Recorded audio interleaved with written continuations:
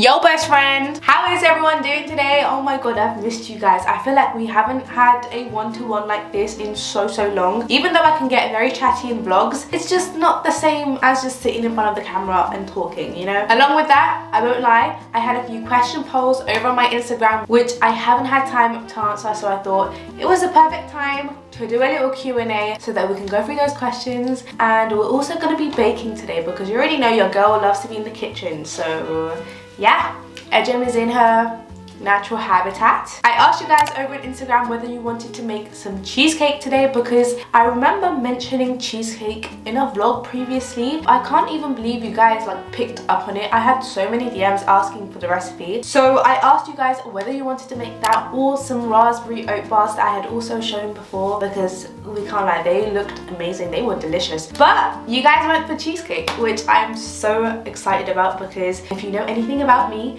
cheesecake is probably like one of my absolute favorite desserts. Cheesecake and tiramisu. As always, you guys flooded the poll with questions, so we have a lot to get through. I hope I get through most of them. What's your favorite podcast? I'm gonna start it off really easy. I love listening to podcasts. I feel like these days I've been listening to way more. Like I usually have music playing on in the background when I'm doing anything from the moment that I wake up. But nowadays, instead of just wasting my time with music, even though it's not wasting time, don't get me wrong, I've been putting podcasts on in the background so that it feels like I'm actually because I feel like you kind of retain some of the stuff that you hear without realizing. So even if you're not like fully focusing on something, if it's an educational podcast, I'm pretty sure you are like clinging on to some of the words without even realizing, like subconsciously. So I like having something on like a podcast in the background. General podcasts include Anything Goes by Emma Chamberlain. I love that. It feels like I'm on the phone with a best friend. The Huberman Lab podcast.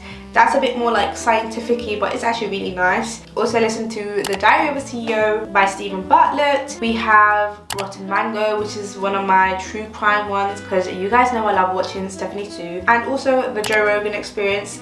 Every now and then he'd bring on a guest that I like to listen to. Funny enough, I think my favorite kind of podcast from Joe Rogan is probably like the UFO like slash physics-y ones, which is kind of weird, but it can be surprisingly really entertaining. What is your major in university? If you guys haven't seen my results day vlog, which was back last year when I was in Turkey, oh my god, that's so strange. But I'm actually in medical school, almost done with first year. Oh my god, how quickly has time gone by? Even I can't believe it sometimes. Gonna answer a few more before we start with the cheesecake, just because I know once I get started I'll probably get sidetracked and struggle with multitasking. What A levels did you take? Biology, chemistry and psychology, and I think my favorite was probably chemistry. Have you ever thought about moving to another country? Where would you move? Funny enough, I have thought about this just because I feel like everyone probably does. I actually have no idea. I love London. I've grown up in London my whole life. I love the fact that I know everything about it. The idea of moving to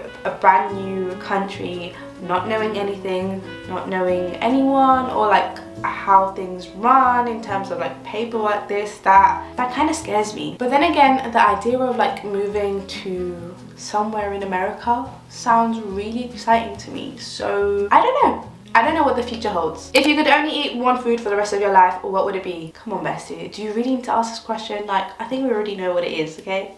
Okay, I think it's time for us to start with the cheesecake. The recipe that I use, I got off from my cousin who lives in Germany. So it's like a German style cheesecake. I'm probably gonna butcher the name, but I think it's called Käsekuchen. It's made with Quark, which is such a funny word. But I know that usually they use like a pastry for the crust at the bottom, made out of flour, sugar, butter. But to be honest, I just go with a classic biscuit crust because I'm a little bit lazy, okay?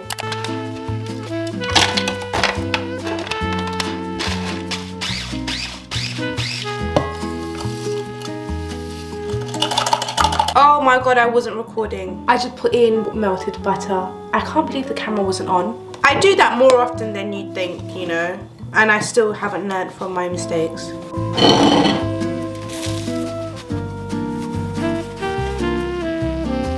Look at how perfect that looks. Yum. Oven is warming up. We're gonna pop the crust in there for about 12 to 14 minutes at 175, fan assisted. But whilst that's warming up, do you cook for your family or does your family ever cook for you? It's funny because I actually get this question so much. I get a lot of stuff like, why don't your parents cook for you? Why are you always the one cooking? Guys, you see about 1 day out of my week maximum. Let's say sometimes we do what I eat in a week, yeah? You see a very small portion of what actually goes on behind the scenes. I love cooking because I find it so therapeutic. I have so much fun doing it. In between my studies or editing or filming, this, that, it's nice to have some time to myself to cook or to bake and to just relax. And I also enjoy making food for others and like seeing them happy and enjoying the food that I make. That is so satisfying. You guys don't see my mom in the background that much because she doesn't really get in front of the camera that much, but she's there chopping up my veggies, she's there washing my dishes, she's cleaning up the kitchen behind me. I do cook, but usually it's my mom and I cooking together, so it's not just me. And then other days it's just my mom. Like, you guys don't really see what goes on in the background.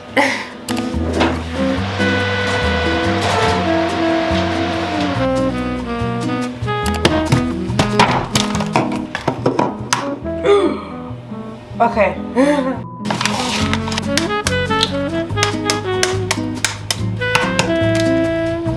Come on. Babe,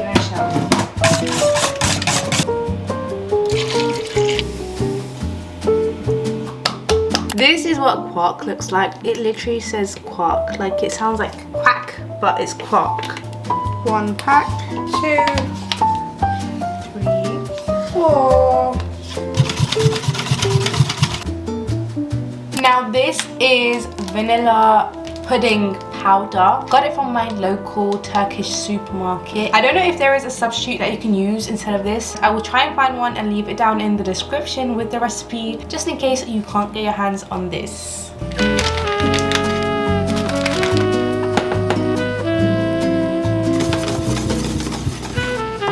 Ta-da! Batter is ready. Look at how nice and golden our crust is. Yum.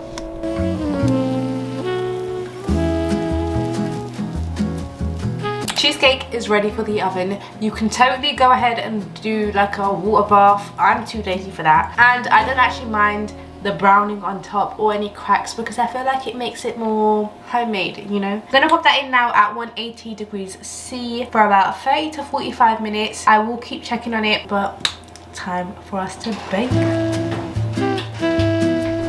Ta-da! So cute.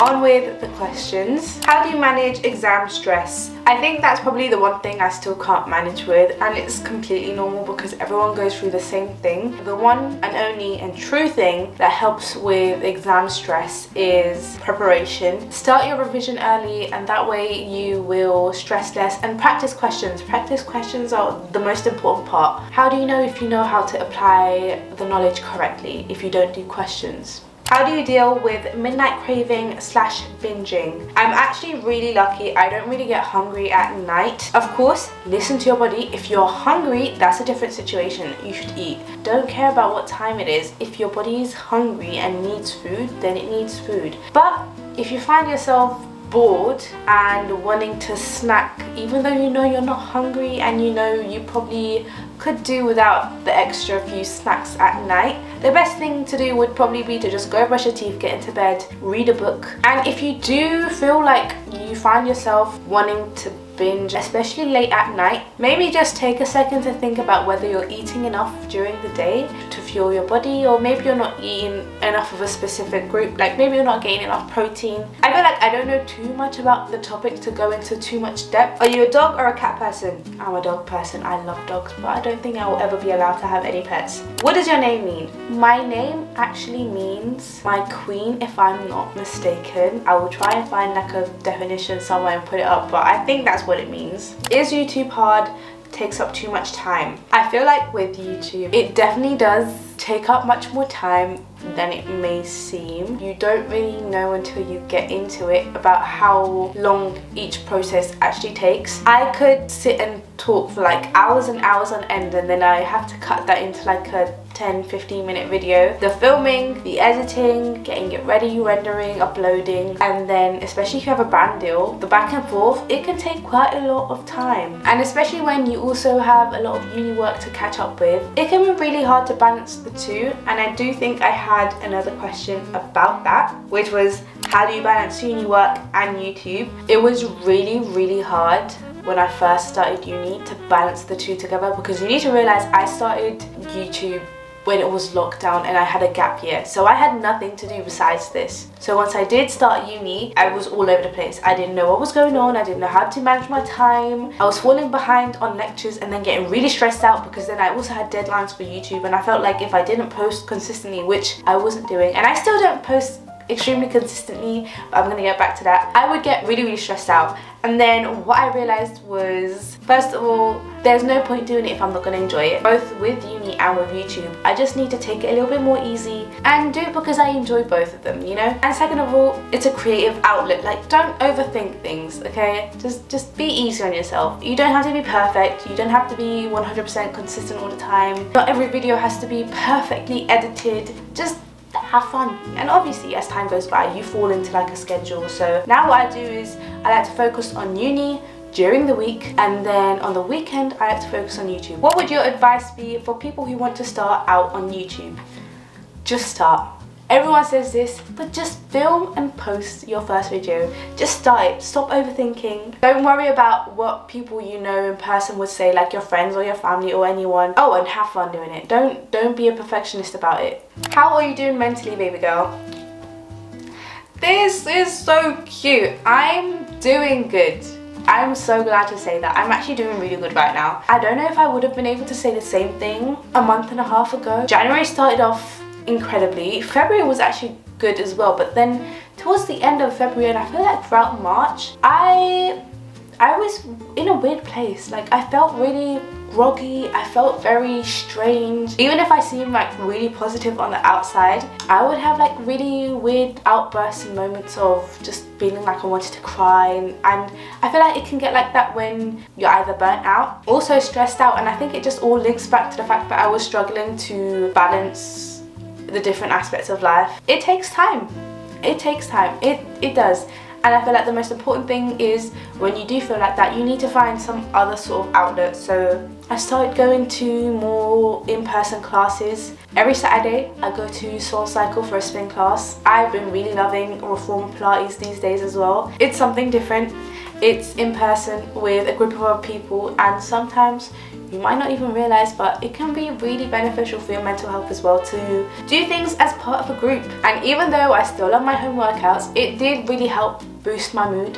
So I feel like this month has been going much better. I don't always like to show those kind of aspects of my life online. I feel like I like to put positive content and myself feeling at my best online, because I don't want to personally have to go back to it and see myself like that, if that makes sense. How do you manage to stay consistent with working out? PS, love your videos. First of all, you got to do something that you enjoy doing. Second of all, don't try and work out every day. If you try and work out too consistently every single day, you're going to be sick and tired of it, you know? You're not going to want to work out anymore. It's going to seem like a hassle. So find a way to integrate into your week where you might work out maybe 3 times a week and every other day you take a rest. Or maybe you want to work out 4 times a week back to back and then have 3 days off. Just find a way which makes it good for you. Do people ever mispronounce your name? All the time. Of course they do, because my name is such a hard name to say and it's written completely different to how you say it. So what else do you expect people to do? Of course they're gonna mispronounce it. Every single substitute teacher that I had in primary, in secondary, they'd always mispronounce my name. I just got used to correcting people, because obviously even when you do something like an activity for the first time, something you've never done before, you look at people around you to learn how to do it. You don't know something that's new to you, so it's normal for people to mispronounce my name. That's completely fine. I feel like some people would get offended or not like it, but I really don't care at all. The C in my name is pronounced like a J because the C in a Turkish alphabet is said as a J. That's why it's pronounced Ecem, but written Ecem. Do you still count your calories, stick to a certain number? No, I do not count my calories anymore. And I'm also going to link that to another question which I got asked a lot, which is, what is your weight? I don't know what my weight is at the moment. I do not weigh myself anymore. I don't track calories, I don't weigh myself, because I just did not want to get sucked into that kind of a dark place. if that makes sense. There was a period where I would weigh myself every single day to make sure I wasn't gaining weight, and it slowly became much more serious than I wanted it to be, and I was like, okay, you can't do this anymore. So after that I was like, I'm not gonna weigh myself. I'm just not gonna weigh myself. I feel like that was probably the best decision I could have made for myself and my mental health. My clothes still fit the same, so I probably don't think I've gained that much weight. I know I'm at a healthy weight and I feel good, so that's all that matters.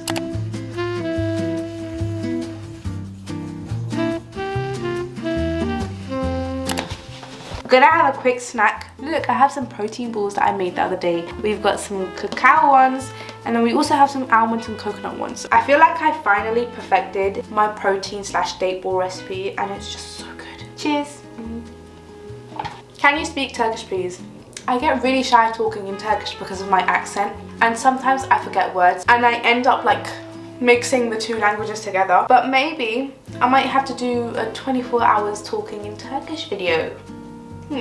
Let me know if you want to see that. Have you ever thought about going vegan / vegetarian? I'm not the biggest fan of red meat, which is probably why you don't see me cooking it that often, but I am a really big fan of fish, so I feel like those are the two things that kind of hold me back, fish and dairy, because I really enjoy both of them. I would say that some of my meals throughout the week are, just not 100%, but I don't know if I would actually go vegan or vegetarian in the future.